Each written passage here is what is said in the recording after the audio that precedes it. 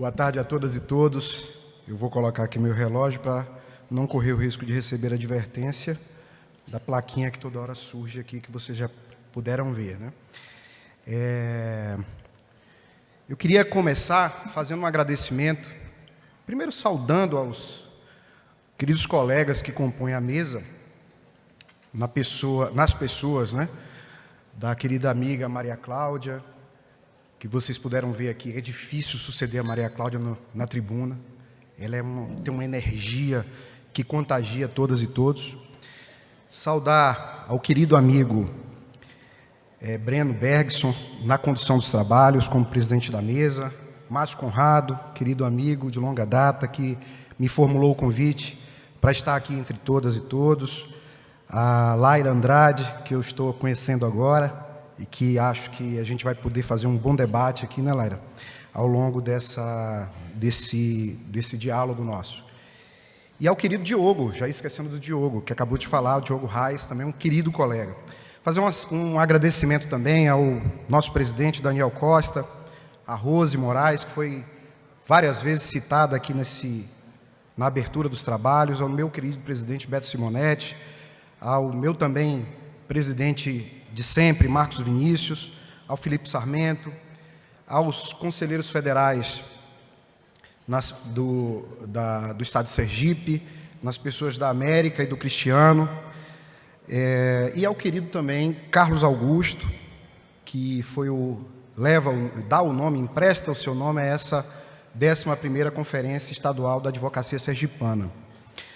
Queria também fazer um registro, que eu vi agora há pouco aqui no plenário, professor Evânio Moura. Eu não consegui mais identificá-lo, mas fazer o registro desse grande advogado, professor, creio que de muitos dos que estão aqui presentes nesse plenário. E esse registro é necessário em razão, conheço o professor Evânio há mais de quase 20 anos, como um grande eleitoralista, mas também como um grande criminalista, e que merece nossos encômios, nossas homenagens também aqui, no âmbito dessa nossa peroração. O tema que me foi passado para tratar com vocês é um tema espinhoso. Trata efetivamente dos impactos da lei de inelegibilidades, da lei de improbidade administrativa sobre as inelegibilidades. E quando se fala de nova lei de improbidade administrativa, necessariamente está se cunhando ali não um termo apenas para figurar, porque de fato é uma nova lei. As alterações que a Lei 14.230 de 2021 trouxe para o arcabouço jurídico, especificamente no direito sancionatório administrativo, foram muito grandes. Houve uma alteração extremamente severa da lei originária, do texto originário da norma. Mas aí me indago, essas alterações foram necessárias? Elas precisavam surgir? Elas precisavam existir no contexto jurídico? Sim, efetivamente sim, em nome de uma segurança jurídica que todos nós buscamos a todo instante.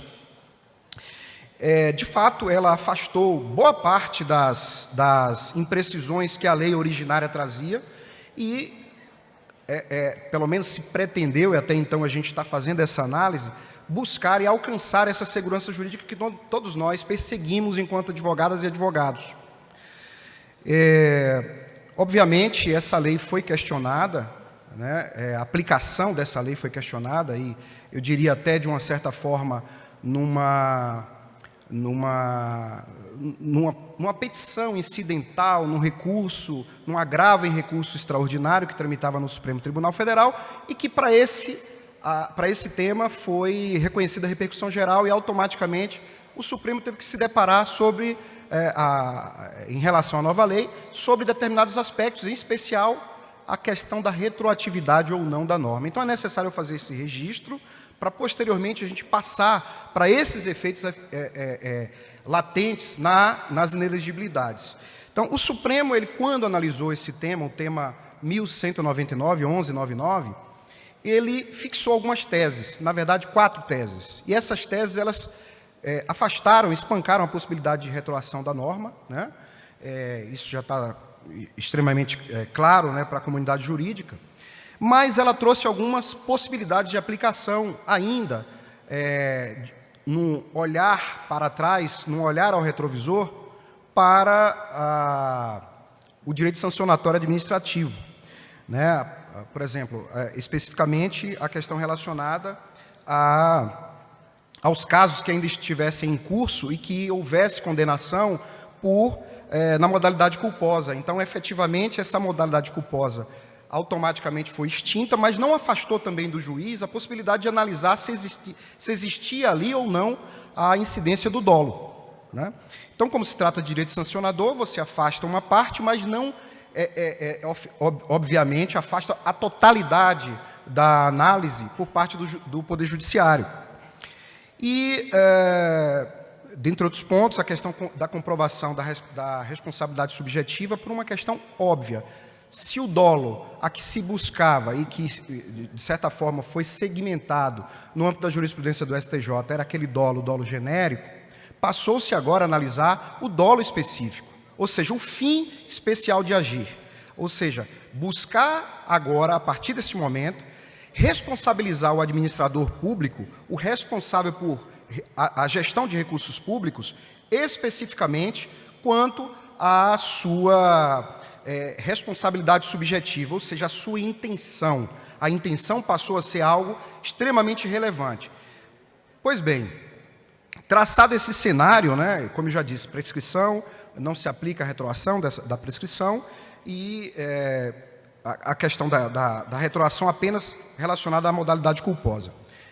E aí vamos para o regime de inelegibilidades. Hoje nós temos, curiosamente, no nosso sistema, mais impedimentos para alguém ser candidato do que possibilidades. Então, nós temos uma nota de corte extremamente exagerada no nosso sistema. Eu digo exagerado porque eu entendo que a nota de corte efetiva que deve existir é o povo, é o eleitor.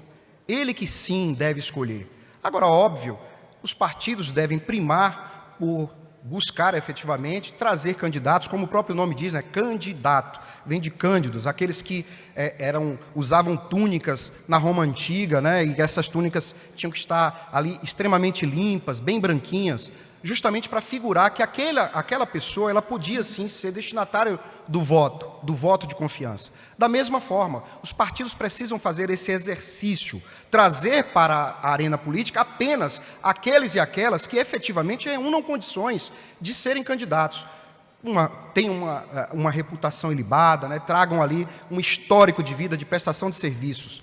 Mas nós temos um sistema que está estabelecido e que impõe essas limitações. Para vocês terem uma ideia, nós temos 17 inelegibilidades em decorrência de efeitos consequenciais.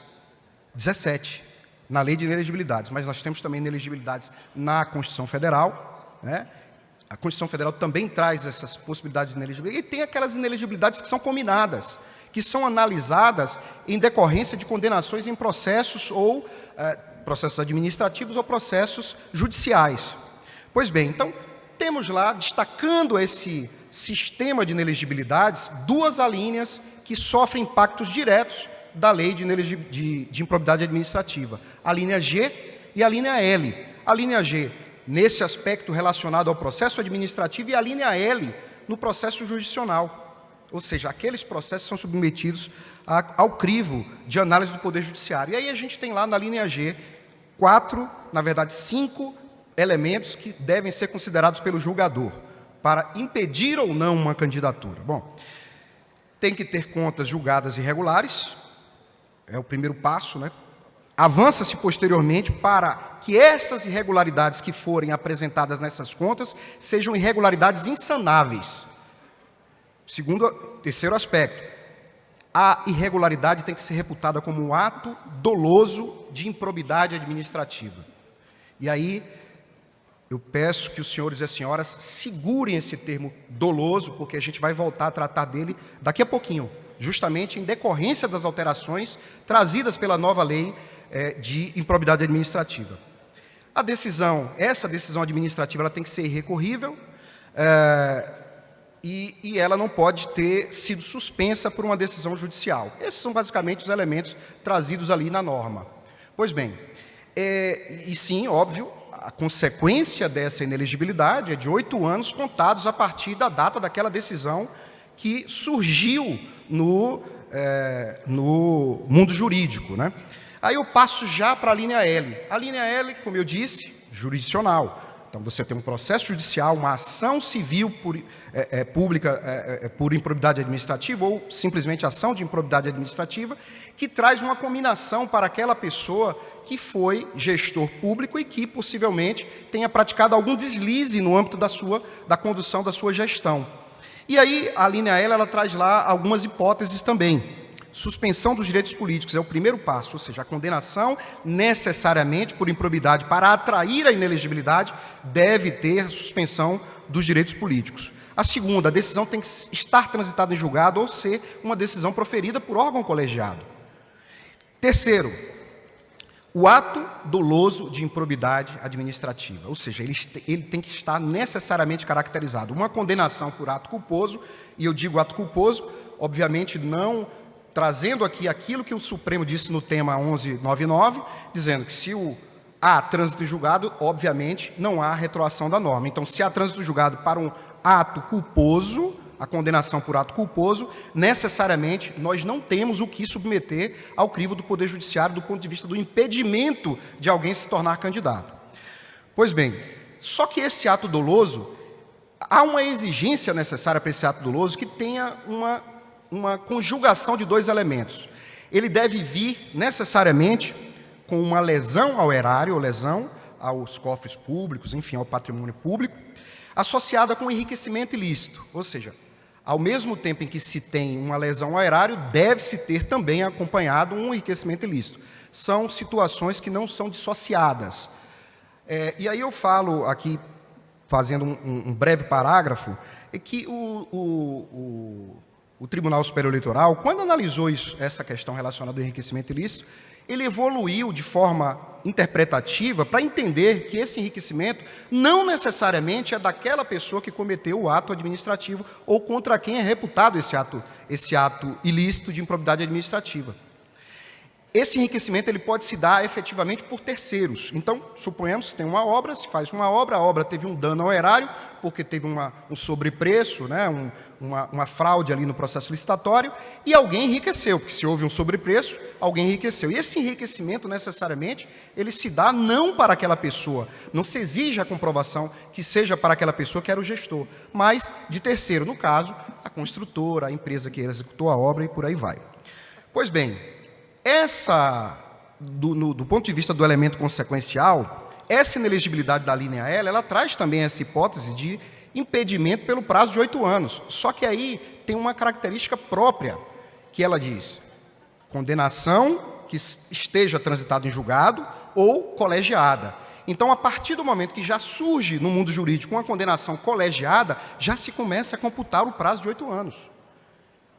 E essa condenação vindo a transitar em julgado, dali para frente do trânsito julgado, você computa na condenação a execução da sanção imputada. Ou seja, primeiro a pessoa cumpre a sanção, ao final do cumprimento da sanção começa a computar os 8 anos. Então, percebam que aqui há uma insegurança jurídica enorme.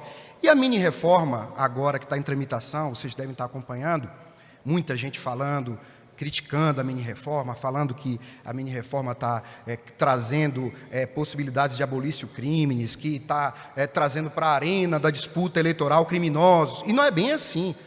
Na verdade, o que a mini-reforma tem trazido nesse aspecto relacionado à questão das inelegibilidades, ao sistema de inelegibilidades, é a segurança jurídica. E aí a norma ela vem e diz, olha, a norma nova, que obviamente se conseguir passar pelo crivo do Senado Federal, que ainda está lá, tem 17 dias, né, ainda para fazer essa análise. Então, em 17 dias, o Senado tem que aprovar, o Presidente da República tem que sancionar para poder valer para as próximas eleições. O que é que diz lá nessa norma nova? 8 anos a partir da data da condenação. Não se leva mais em consideração a questão do cumprimento da sanção. Então, houve condenação, computa-se ali a partir daquela data da condenação, seja da condenação colegiada, seja da condenação já com trânsito em julgado, 8 anos. Então, Percebam que trouxe uma segurança jurídica para aquele que é candidato, para aquela que é candidata. Então, nesse cenário, aí agora eu passo para o ponto específico das consequências. Quando eu falei no início que havia esse elemento doloso, que era um elemento eminentemente forte, o STJ já tinha cravado, e até hoje a jurisprudência é assim, né? Agora está enfrentando a mudança justamente por conta da mudança da legislação. O dolo, ele era exigido, era um dolo genérico, né? Ou seja, bastava a responsabilidade objetiva ali, de certa forma, do gestor. Se o gestor não teve culpa em vigilando, ou seja, não prestou muita atenção, não observou direito aquelas normas de conduta e de regência da administração pública, automaticamente esse gestor ele estaria ali em curso nesses dispositivos de impedimento da inelegibilidade. Porém, a lei nova ela trouxe a hipótese de dolo específico, ou seja, fim especial de agir. E não é só, ela não trouxe só essa hipótese, em que o julgador, vai ter que passar a observar, tanto na linha G quanto na linha L. E eu digo na linha G, obrigado. E eu digo na linha G, já estou recebendo cartão vermelho aqui. Eu digo na linha G porque a linha G ela traz claramente lá a possibilidade de se analisar uma possibilidade de improbidade administrativa em perspectiva. A gente não tem uma condenação por inelegibilidade, por improbidade administrativa. Na linha L, sim. A linha L ela traz uma condenação. A linha G não traz essa condenação. Mas o julgador ele tem que se deparar com o acórdão do Tribunal de Contas e dizer, olha, esse sujeito ou essa candidata que está inelegível ou não, sob a perspectiva futura ou por hipótese, né, de uma eventual condenação por improbidade administrativa. Essa resposta agora ela mudou, ela não pode mais ser dada de forma fácil como era dada. Ou seja, basta o dolo genérico. Agora o dolo tem que ser específico. E o dolo específico ele vem caminhando, obviamente, de braços dados com um outro elemento, que a lei nova trouxe, que é a perda patrimonial comprovada, ou seja, você tem que ter o dano efetivo. Se você não tiver o dano efetivo, se o julgador não apontar que houve dano efetivo, não há por que impedir uma candidatura. Da mesma forma na linha L. Então, as condenações que surgem na linha L, e agora a mudança, inclusive, da lei da mini-reforma, diz o seguinte, que tem que constar da parte dispositiva da condenação. Não basta mais o julgador analisar o acórdão em perspectiva, na verdade não em perspectiva na L, mas de forma efetiva e identificar no acórdão. Não, tem que ter essa exigência na parte dispositiva, ou seja, o elemento que atrai a inelegibilidade necessariamente se dará na parte dispositiva. Esse fim especial de agir, relacionado ao dolo específico, e a perda patrimonial comprovada, efetiva. Já recebi o cartão vermelho aqui, já passei muito meu tempo, e eu queria deixar só uma recomendação para aqueles que irão atuar no âmbito das eleições, das próximas eleições agora municipais. É que, bom, já perceberam que você tem dois elementos a tratar. O dolo, que de um lado, quem entra com impugnação vai ter que comprovar o dolo de forma efetiva, e aquele que defende vai ter que fazer a defesa, obviamente, voltada para apontar a inexistência desse dolo específico. Essa é a recomendação que eu deixo, ou seja, uma guerra de gigantes nessa análise e de convencimento para o julgador. Sem mais, eu queria agradecer mais uma vez a oportunidade de poder falar desse assunto tão interessante para vocês e, enfim, agradecer o convite e a atenção de cada um e cada um. Muito obrigado.